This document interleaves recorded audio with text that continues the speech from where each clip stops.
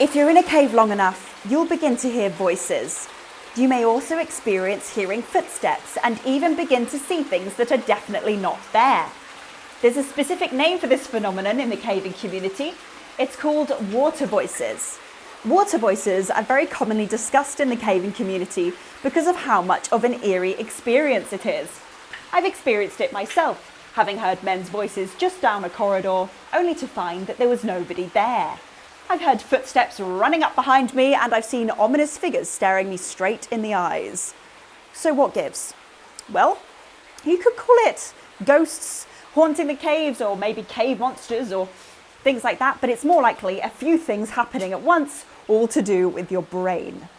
Firstly, we're all used to stimulation. There's always something to look at, something to see, smell, hear, or talk about. But imagine, you're in a cave. There's little stimulation for your brain at all. All the walls look the same. It's dark, everything is grey, and there's nothing to smell.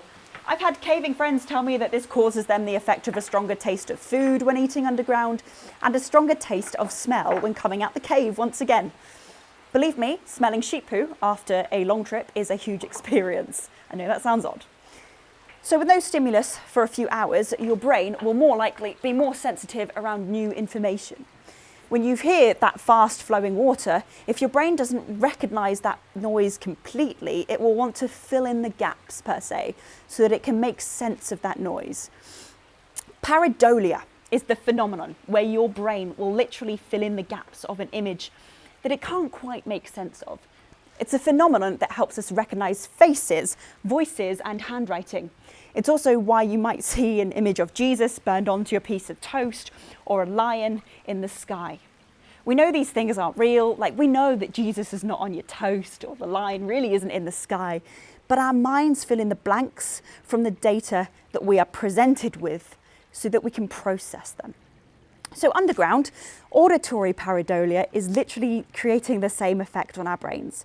We don't really understand what we are hearing, perhaps because we can't see where it's coming from, or because we've had so little stimulation for hours, we are left believing we heard footsteps, voices, whistling, or cries. Has this been studied? Well, no, not in the caving environments, but you'd have to track down every caver that goes into every cave and somehow be lucky enough to find some evidence that this was a sound being produced to trigger an exact noise in someone's head. However, that's a little hard to do, and either way, it's something that cavers discuss between themselves, and often the same noise can be heard in the same group, and that's different individual brains processing the same creepy effect all at the same time. So next time you hear something creepy in the woods, be it whistling or whispering, take in mind that your brain might just be playing tricks on you. Feel free to share your experiences below, and if you'd like to support my channel at all, please do check out my Patreon or subscribe. Thank you very much. Until next time, stay safe. Finally outside of home.